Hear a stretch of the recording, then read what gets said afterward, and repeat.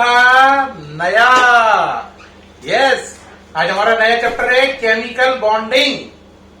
ये 11th का 4th chapter है और केमिकल बॉन्डिंग ऐसा चैप्टर है जिसमें से हर साल आईआईटी मेंस, एडवांस हो या नीट हो, 2 क्वेश्चन आना कंपलसरी है। ये चैप्टर नहीं है, गारंटी है सिलेक्शन की, इसलिए इस चैप्टर को लाइटली ना लें। इसके टॉपिक बहुत ध्यान से समझें, बेहद इंटरेस्टिंग टॉपिक है और मजा आएगा आपको पढ़ने में। ऐसा लगेगा वाह यार क्या आउटस्टैंडिंग चीज पढ़ा रहे हैं सर, मजा आ रहा है और सीख भी बहुत कुछ रहे। तो शुरू कर रहे हैं केमिकल बॉन्डिंग। प्यारे बच्चों, केमिकल बॉन्डिंग जो चैप्टर है इसमें सबसे पहले शुरुआत होती है कि भाई बॉन्ड बनता क्यों है ना? कोई चीज बॉन्ड बनाती क्यों है ना? तो बेटा बॉन्ड कोई चीज क्यों बनाती होगी, इसके पीछे एक कारण है। हर चीज चाहती है, हर एटम चाहता है मेरे लास्ट शेल में 8 इलेक्ट्रॉन हो जाए। वो नोबेल गैस जैसा होना चाहता है। कैसा? नोबेल गैस जैसा। नोबेल गैस जैसा होने के चक्कर में वो बॉन्ड बनाता है। तो कोई चीज बॉन्ड क्यों बनाती है? आंसर नोबेल गैस कॉन्फ़िगरेशन को अचीव करने के लिए, हिंदी में प्राप्त करने के लिए। नोबेल गैस कॉन्फ़िगरेशन क्या है? लास्ट शेल में 8 इलेक्ट्रॉन होना।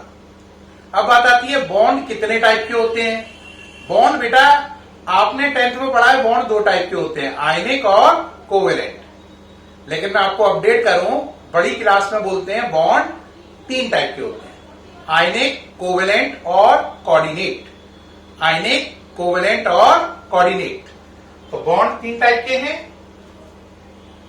पहला चलो आयनिक,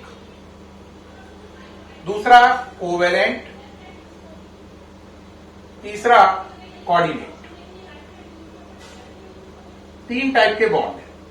आयनिक बॉन्ड का दूसरा नाम है इलेक्ट्रोवेलेंट बॉन्ड। इलेक्ट्रोवेलेंट बॉन्ड या इसे इलेक्ट्रोस्टैटिक फोर्स भी कहते हैं। Electrostatic force. कोऑर्डिनेट बॉन्ड का दूसरा नाम है डेटिव बॉन्ड। अब आप कहोगे ये बात याद रखना, ये नीट में पूछी गई है। डेटिव बॉन्ड किसका दूसरा नाम है? आंसर कोऑर्डिनेट का। ये नीट में बात आई है, नोट कर लें। ठीक, तो बॉन्ड 3 टाइप के हैं, आयनिक, कोवेलेंट, कोऑर्डिनेट। आयनिक का दूसरा नाम इलेक्ट्रोवेलेंट बॉन्ड, एक और नाम इलेक्ट्रोस्टैटिक फोर्स, कोऑर्डिनेट का नाम डेटिव बॉन्ड। अब हम एक एक करके शुरू करेंगे आयनिक, कोवेलेंट और कोऑर्डिनेट को। पहले शुरू कर रहे हैं आयनिक बॉन्ड। नोट करें जरा, सामने से हट जाऊं। चलिए भाई आगे बढ़ते हैं। पहले आया आयनिक बॉन्ड। बेटा आयनिक बॉन्ड कैसे बनता है ये मेरे ख्याल से ज्यादातर बच्चे जानते होंगे, फिर भी रिपीट कर रहे हैं। आयनिक बॉन्ड बनता है इलेक्ट्रॉन के ट्रांसफर से, बाय ट्रांसफर ऑफ इलेक्ट्रॉन। जैसे Na है, उसका नंबर है 281, Cl है, उसका नंबर है 287। ये चाहता है मेरे लास्ट शेल में 8 इलेक्ट्रॉन हो, ये भी ये चाहता है एटम। ये क्या सोचेगा कि अगर मैं अपना 1 इलेक्ट्रॉन लूज कर दूं तो बन गया Na+। अब देखो 1 इलेक्ट्रॉन लूज करने से इसके लास्ट शेल में कितने इलेक्ट्रॉन हो गए? 8।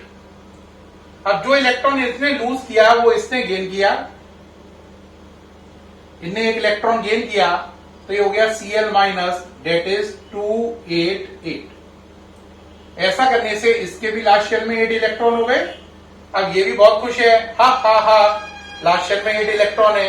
ये भी बहुत खुश है, लास्ट शेल में 8 इलेक्ट्रॉन है। अब Na पर प्लस चार्ज है, Cl पर माइनस चार्ज है। ये दोनों पास पास आएंगे और एक दूसरे से अट्रैक्ट होंगे, क्योंकि opposite charge attract each other. विपरीत चार्ज एक दूसरे को अट्रैक्ट करते हैं। इससे इनमें जो बॉन्ड बनेगा वही बॉन्ड क्या है? आयनिक बॉन्ड है। ये बन गया ionic bond by the transfer of electron. अभी बच्चा कहेगा सर बहुत बढ़िया एग्जाम्पल दिया, बिल्कुल समझ में आ गया, एक और दीजिए। अब एक और एग्जाम्पल लो बेटा। नेक्स्ट एग्जाम्पल लिया हमने, नेक्स्ट एग्जाम्पल में हमने लिया मान लीजिए MgO। Mg का नंबर 12, 282, O का नंबर 8, 26। इसने 2 इलेक्ट्रॉन लूज किए, तो ये बना Mg+2। लास्ट शेल में देखो कितने इलेक्ट्रॉन हो गए, 8। इनने जो 2 इलेक्ट्रॉन लूज किए वो इनने गेन कर लिए, यानी इसने जो लूज किया वो इसने गेन किया, ये बन गया O-2, 2,8। इसके भी लास्ट शेल में 8 इलेक्ट्रॉन हो गए। अब ये भी बड़ा हैप्पी है, लास्ट शेल में 8 हैं, ये भी बड़ा खुश है, लास्ट शेल में 8 है। अब Mg+2 O-2 के पास आया, इन्होंने कहा हम दोनों बड़े खुश हैं, और हम पे चार्ज क्या है, opposite. Opposite charge attract each other, तो दोनों के बीच में अट्रैक्शन लगा, वही अट्रैक्शन क्या कहलाया, आंसर आयनिक बॉन्ड। यहां पर कितने इलेक्ट्रॉन का ट्रांसफर हुआ, 2 का। इनने 2 लूज किए, इसने 2 गेन किए। पिछले वाले एग्जाम्पल में कितने का ट्रांसफर था, 1 का, यहां पर 2 का। ये सही है, नोट करें जल्दी से।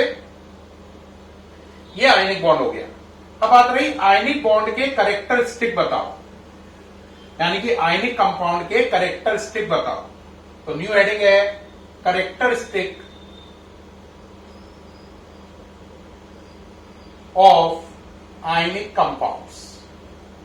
आयनिक कंपाउंड की क्या क्या कैरेक्टरिस्टिक हैं। देखो भाई, पहला, they show high melting and boiling point. They show high melting point and boiling point. इनके मेल्टिंग और बॉइलिंग पॉइंट बहुत ज्यादा होते हैं। Number 2, they are non directional in nature, या यूं लिख सकते हो ionic bond is non directional in nature. जो आयनिक बॉन्ड होता है उसमें कोई डायरेक्शन नहीं होती है, यानी बिना दिशा का होता है, डायरेक्शन लेस। ठीक। थर्ड बात, आयनिक कंपाउंड पानी में तो घुलते हैं, बेंजीन में नहीं घुलते। They are soluble in polar solvent. They are soluble in polar solvent like water, but they are insoluble in non-polar solvent. But they are insoluble in non-polar solvent like benzene, like benzene. Number 4, they are formed by the transfer of electron. They are formed by transfer of electrons. They are formed by the transfer of electron.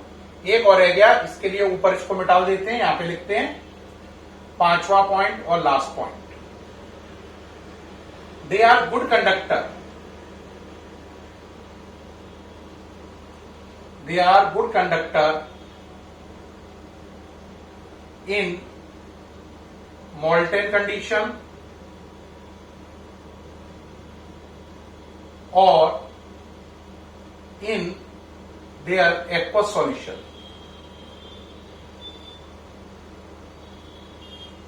और in their aqueous solution. ये पूरी बातें हो गई, 5 point हो गए। इस पर लाइन खींच दो, इससे साफ अलग नजर आए। 1 2 3 4 एंड 5। आप लिख लीजिए पहले, फिर एक साथ समझाता हूं। नोट करिए जल्दी जल्दी से। नोट कर रहे हैं, समझाना शुरू करें। पहला, इनके मेल्टिंग और बॉइलिंग पॉइंट हाई हैं, इनमें कोई दिशा नहीं होती है, ये पानी में तो घुलते हैं, बेंजीन में नहीं घुलते हैं। ये इलेक्ट्रॉन के ट्रांसफर से बनते हैं, यानी एक चीज इलेक्ट्रॉन देती है और दूसरी लेती है। जो देती है वो मेटल, जो लेती है वो नॉन मेटल। 5वीं बात, ये पिघला लो तो ये गुड कंडक्टर होते हैं, या इन्हें पानी में घोल लो तब भी ये गुड कंडक्टर होते हैं। यानी कि ये चीज अपनी पिघली अवस्था में, मोल्टेन कंडीशन में, और पिघली अवस्था के अलावा पानी में घोलने के बाद ये गुड कंडक्टर का बिहेव करते हैं। अब आता ही ऐसा क्यों करते हैं बेटा, जब इन्हें पिघला लो या पानी में घोल लो तो ये आयनों में ब्रेक हो जाते हैं। जब ये आयनों में ब्रेक हो जाते हैं तो ये गुड कंडक्टर का बिहेवियर करते हैं। रिपीट, पानी में घोल लो या पिघलाने पर ये आइंस बना लेते हैं, पॉजिटिव आयन और नेगेटिव आयन, इस वजह से गुड कंडक्टर का काम करते हैं। तो ये सारा हो गया आपका आयनिक बॉन्ड। सामने से हट गया हूं मैं। आयनिक बॉन्ड क्या है ना, उसके कैरेक्टरिस्टिक क्या है, उसके एग्जाम्पल क्या है, इसमें ये सारा कंसीडर हो गया पूरा आयनिक बॉन्ड। अगर कोई मुझसे बोले आयनिक बॉन्ड की डेफिनेशन और दो, तो आयनिक बॉन्ड की डेफिनेशन है such type of bond which is form by the transfer of electrons. ऐसा बॉन्ड जो इलेक्ट्रॉन के ट्रांसफर से बनता है उसे आयनिक बॉन्ड कहते हैं। ऐसा बॉन्ड जो इलेक्ट्रॉन के ट्रांसफर से बनता है उसे आयनिक बॉन्ड कहते हैं। अब अगला चलेंगे कोवेलेंट बॉन्ड। चलिए भाई, कोवेलेंट बॉन्ड। कोवेलेंट बॉन्ड पे आ जाइए बेटा। कोवेलेंट बॉन्ड जो होता है ये इलेक्ट्रॉन की शेयरिंग से बनता है। किससे बनता है? Such type of bond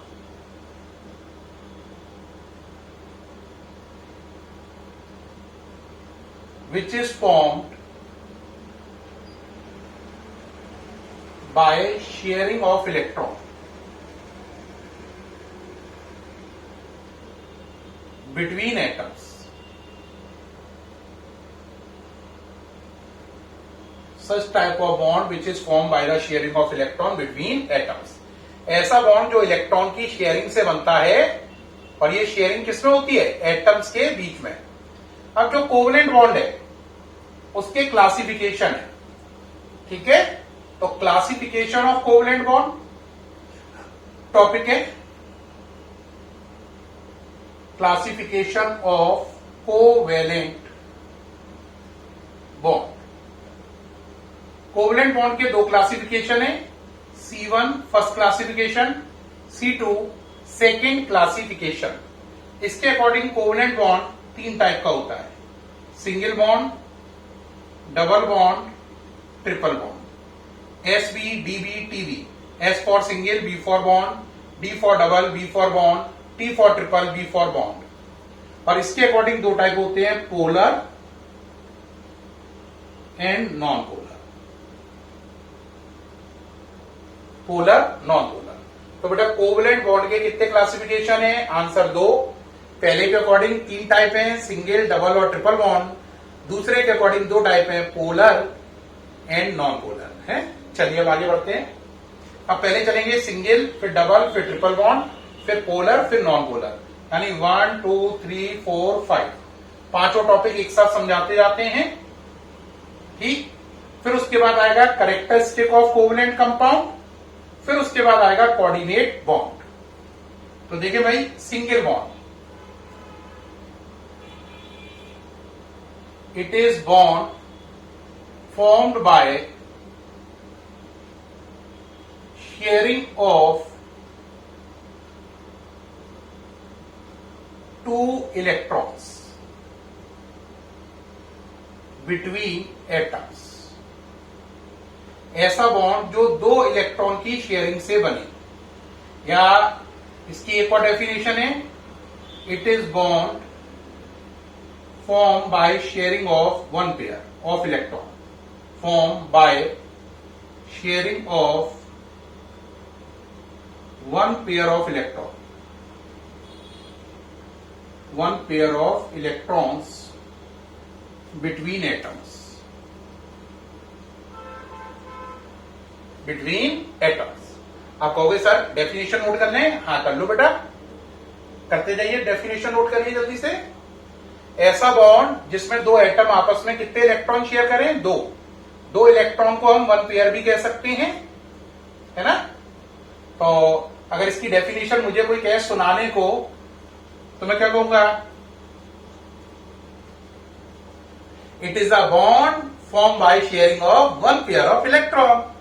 it is a bond form by sharing of one pair of electron. ये ऐसा बॉन्ड है जो एक इलेक्ट्रॉन पेयर की शेयरिंग से बनता है। एग्जाम्पल देखें, आपने लिया मान लीजिए Cl बॉन्ड Cl, देखो बेटा Cl का नंबर है 17, 287, दूसरे Cl का भी 287 है, तो Cl के लास्ट शेल में कितने इलेक्ट्रॉन है? 7, 1 2 3 4 5 6 और ये 7। ऐसे दूसरे Cl के साथ हैं, उन्हें क्रॉस से बना लो, 1 2 3 4 5 6 7, इसे बोलते हैं डॉट, इन्हें बोलते हैं क्रॉस। अब शेयरिंग कर लो, देखो ये शेयर हो गए इलेक्ट्रॉन, जो इलेक्ट्रॉन शेयर हुए वो डबल घेरे में, तो ये एक पेयर शेयर हुआ। तो अगर आप जब इसे बनाएंगे अच्छे से तो इसको हम लिख देते हैं Cl, इन दो इलेक्ट्रॉन से बनाते हैं सिंगल बॉन्ड, और ये 6 क्रॉस इसके ऊपर और 6 डॉट इसके ऊपर। इस बॉन्ड के अंदर क्या है? एक डॉट एक क्रॉस। अब गिनो, कैसे गिनोगे? 2 4 6, लाइन को 2 मानते हैं, 8, 2 4 6, लाइन में 2 8, इसके गिनो 2 4 6, लाइन में 2 8, तो इसके भी 8 हो गए, इसके भी 8 हो गए, ये दोनों इलेक्ट्रॉन शेयर हो गए, ये दोनों इलेक्ट्रॉन मिलाकर क्या कहलाएगा? 1 पेयर, तो ये बन गया सिंगल बॉन्ड। तो सिंगल बॉन्ड में एक इलेक्ट्रॉन पेयर शेयर होता है। अब आप एक और एग्जांपल ले सकते हो हाइड्रोजन का, H बॉन्ड H के लास्ट शेल में एक इलेक्ट्रॉन, इस H के भी लास्ट शेल में एक इलेक्ट्रॉन, शेयरिंग करी, इसके भी 2 हो गए, इसके भी 2 हो गए, तो H सिंगल बॉन्ड H। तो ये सिंगल बॉन्ड के एग्जांपल हो गए। इस वाली लाइन में कितने इलेक्ट्रॉन है? 2, एक डॉट वाला एक क्रॉस वाला। अब आ जाओ डबल बॉन्ड। कौन सा बॉन्ड? Double bond. डेफिनेशन बताओ। It is a bond form by sharing of 2 pair of electrons. तो बोलो, it is a bond form by sharing of 2 electrons pair. कितने इलेक्ट्रॉन पेयर की शेयरिंग हो रही है? 2 की। एग्जाम्पल है O डबल बॉन्ड O।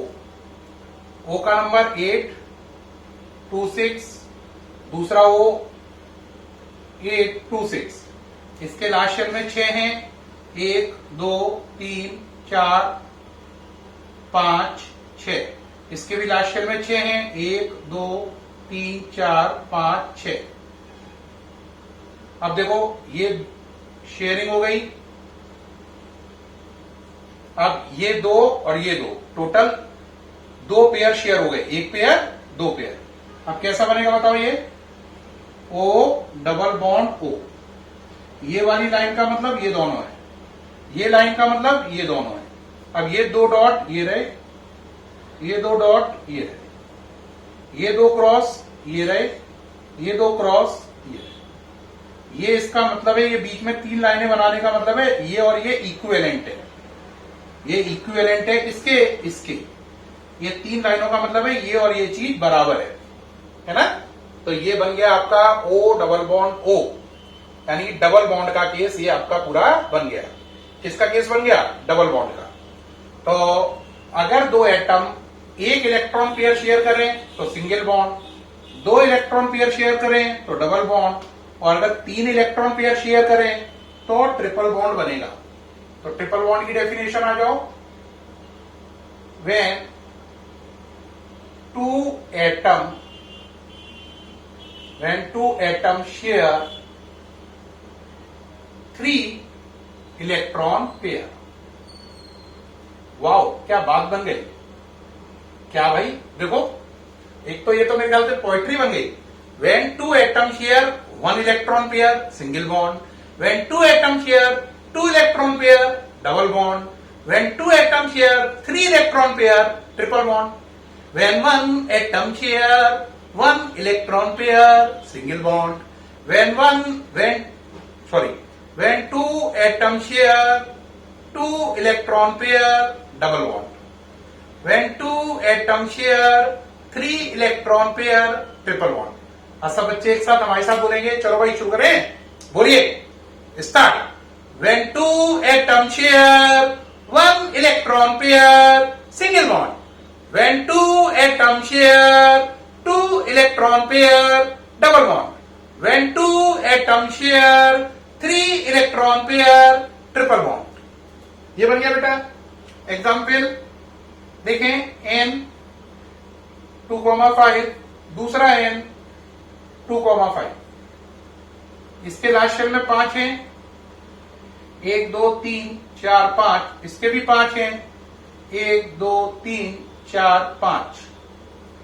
ये हो गए इसके 8, ये हो गए इसके 8।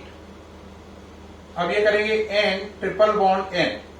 ये वाले का मतलब ये दोनों ये वाला है और ये दोनों ये वाला है, और ये दो इसके ऊपर आ गए, ये दो इसके ऊपर आ गए। ये इक्विवेलेंट स्ट्रक्चर हैं, ये ट्रिपल बॉन्ड बन गया। प्यारे बच्चों जल्दी से बना लो, सामने से हटा हुआ हूं, जल्दी कंप्लीट करो। ठीक कर पा रहे हैं? कर लिया भाई? नेक्स्ट चलें। तो यहां पर अपन ने प्यारे बच्चों सीखा कि भाई हमने क्या क्या सीख लिया। हमने सीख लिया आयनिक बॉन्ड, कोवलेंट बॉन्ड का पहला क्लासिफिकेशन पूरा हो गया। उसके according single bond, double bond, triple bond. अगर दो एटम एक इलेक्ट्रॉन पेयर शेयर करें सिंगल बॉन्ड, दो एटम दो इलेक्ट्रॉन पेयर शेयर करें डबल बॉन्ड जैसे O2 में, और अगर दो एटम 3 इलेक्ट्रॉन पेयर शेयर करें ट्रिपल बॉन्ड N2 में जैसे होता है। ठीक है। एक यहां पे क्वेश्चन भी आता है, बड़ा काम का है। N2 is highly unreactive. N2 is highly unreactive. आपने देखा भी होगा नेचर में नाइट्रोजन गैस मिलती है ना, और वो नाइट्रोजन गैस किसी से भी रिएक्शन नहीं करती है। अप्रोक्सीमेटली 78 to 79% होती है। अप्रोक्स वर्ड लगा दिया मैंने, है ना, कंट्रोवर्सी में नहीं पढ़ रहा हूं। तो बेटा जो 78 या 79% नाइट्रोजन गैस है, ठीक है, वो इतनी अनरिएक्टिव क्यों है? वो अनरिएक्टिव इसलिए है क्योंकि नाइट्रोजन में कौन सा बॉन्ड होता है? Triple bond. और ट्रिपल बॉन्ड जब तक टूटेगा नहीं, ये दोनों चीजें अलग अलग नहीं होंगी। जब तक ये अलग अलग नहीं होंगी तब तक ये रिएक्शन करेंगी कैसे? तो N और N के बीच में ट्रिपल बॉन्ड है जो कि बेहद स्ट्रॉन्ग बॉन्ड है, जिसे तोड़ने के लिए बहुत ज्यादा एनर्जी चाहिए। इतनी एनर्जी हम पर अवेलेबल ही नहीं होती है, इसलिए बॉन्ड टूटता ही नहीं है। क्योंकि ये बॉन्ड टूटा नहीं तो ये अलग अलग नहीं हुए, और जब तक चीजें अलग अलग नहीं होंगी तब तक वो रिएक्शन करेंगी कैसे? तो इसका आंसर है N और N में ट्रिपल बॉन्ड होने से वो बहुत कम रिएक्टिव होता है, या यूं कहो अनरिएक्टिव होता है, यानी रिएक्शन में भाग नहीं लेता। ये पूरी बात क्लियर हो गई? सामने से हट गया हूं। अब प्यारे बच्चों कोवलेंट बॉन्ड का दूसरा क्लासिफिकेशन रह गया, जिसके अकॉर्डिंग इसके दो टाइप थे, पोलर और नॉन पोलर। फिर उसके बाद रह गया कोऑर्डिनेट बॉन्ड। अब ये सब चीजें हम लोग नेक्स्ट वीडियो में करेंगे। इनकी बाकी जो बचे हैं टॉपिक उनकी डिटेल, क्योंकि ये वीडियो काफी लेंथी हो गया है। फिर मुलाकात होगी नेक्स्ट वीडियो में। लेकिन मैं मानता हूं इस वीडियो में जो मैंने कंटेंट दिए हैं उससे आप काफी एंटरटेन होंगे और बहुत कुछ सीखेंगे। तब तक के लिए बाय एंड थैंक यू।